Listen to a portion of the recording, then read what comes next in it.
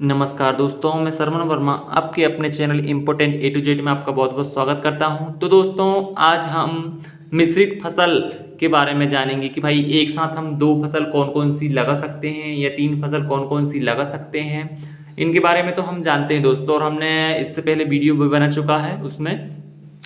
तो देखिए, मिश्रित फसल का महत्व या कहें तो लाभ, इसका महत्व क्या है और इसकी इंपॉर्टेंस क्या है, इसके एडवांटेज क्या है, डिसएडवांटेज क्या है। तो देखिए, लाभ इसमें क्या दिया है, भूमि की उर्वरा शक्ति कायम रहती है। जो भूमि की उर्वरा शक्ति कायम रहती, कैसे रहती है। अब देखिए दोस्तों, दलहनी फसलों की जड़ में क्या होता है, राइजोबियम नामक जीवाणु होता है।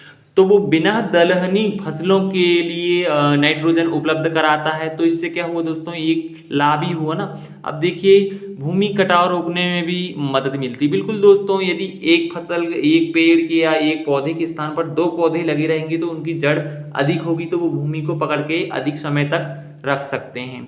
शस्य सघनता बढ़ती है, यानी कि अपना जो कहना चाहिए उत्पादन है वो बढ़ता है। खरपतवारों की संख्या में भी कम हो जाती है। खरपतवारों की संख्या भी कम हो जाती, क्यों हो जाती दोस्तों कम, यदि वहाँ स्थान ही नहीं रहेगा तो वहाँ से कहाँ का खरपतवार वीड उत्पन्न होगा दोस्तों।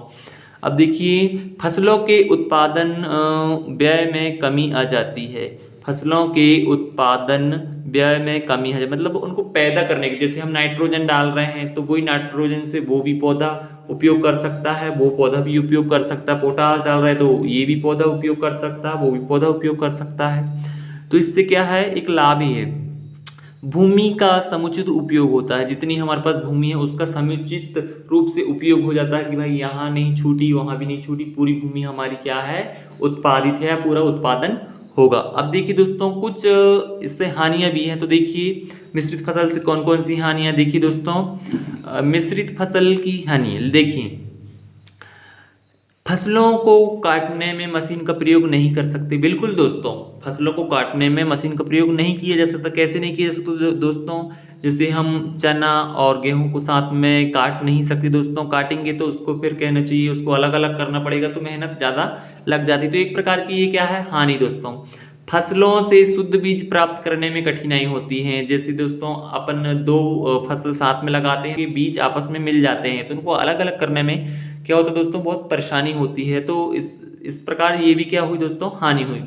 कृषि क्रियाओं को करने में कठिनाई होती है। कृषि क्रियाओं, हम जैसे भाई कीटनाशक का छिड़काव करना चाहते हैं तो हम उसमें कीटनाशक का छिड़काव नहीं कर सकते। उससे हमको क्या करना पड़ेगा, जो बीड है, खरपतवार है, उनको निकालना पड़ेगा। उसके लिए हमें लेबरों की आवश्यकता होगी, ये होगा वो होगा, दुनिया भर का। अब देखिए, किसान वर्ष भर व्यस्त बना रहता है। व्यस्त इसलिए बना रहता है क्योंकि दोस्तों वो मशीन का उपयोग नहीं कर सकता, उसमें उसमें कीटनाशक का उपयोग भी नहीं कर सकता, ना ही शाकनाशी यानी 2,4-D आदि का भी नहीं प्रयोग नहीं कर सकता। क्योंकि दोस्तों उसमें होता क्या है,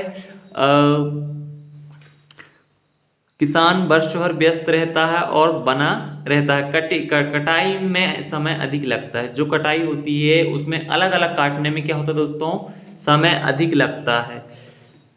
तो आशा करता हूं दोस्तों आपको मिश्रित फसल का महत्व समझ में आया होगा, इसके लाभ और इसकी हानियां। अब देखिए दोस्तों, कुछ लोग इतना भी कंफ्यूज होते हैं कि भाई मिश्रित फसल या फिर हम किसी भी टॉपिक से ले लें, कोई भी किसी के भी महत्व, अब महत्व और लाभ लगभग सेम होते हैं दोनों दोस्तों। किसी भी चीज के महत्व और लाभ सेम ही होता है। हानियां और सीमाएं एक कहें तो ये भी एक सीमा तक सेम ही होती। तो दोस्तों, आपको यदि किसी का लाभ ना बने तो उसके महत्व को भी लिख सकते हैं, महत्व ना बने तो उसके लाभ को लिख सकते हैं, ये भी हो सकता है। तो दोस्तों, आशा करता हूँ ये आपको मिश्रित फसल का महत्व समझ में आया होगा, इसके लाभ समझ में आए होंगे, इसकी हानि समझ में आई होगी। तो वीडियो को लाइक करना, और चैनल पे नए हो तो चैनल को सब्सक्राइब कर लेना और बेल आइकन को प्रेस कर लेना, ताकि आपको अगले वीडियो का नोटिफिकेशन समय से मिल सके और आप इस वीडियो का उपयोग सही स्थान पर कर सके। Thanks for watching this video. Thank you so much दोस्तों, थैंक यू।